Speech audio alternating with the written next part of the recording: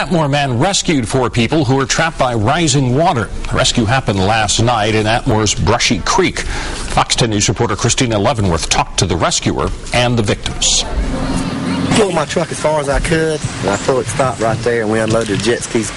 We unloaded jet skis from behind. This isn't where Mike Allen usually rides his jet ski, but last night, 4 lives depended on it. It was really scary. I really thought I was going to die. We were all, trying to keep each other, up and happy at first, and then we all got quiet and cold.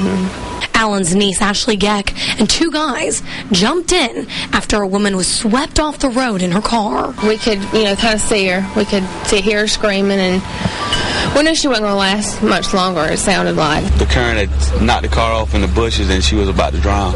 Once they got the woman out of the car and onto a tree, the current picked up.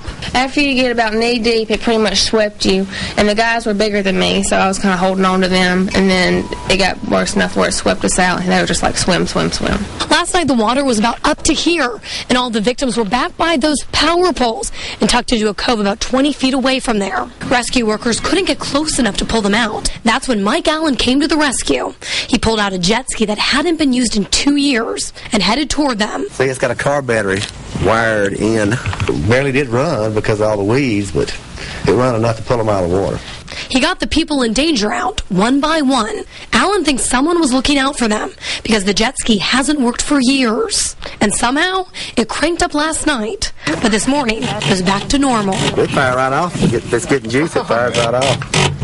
I doubt it. Well, it won't crank down. Now he's being called a hero around town. He says he only did what anyone else would do. Those he rescued disagree. I just thought it was ironic that Uncle Mike showed up.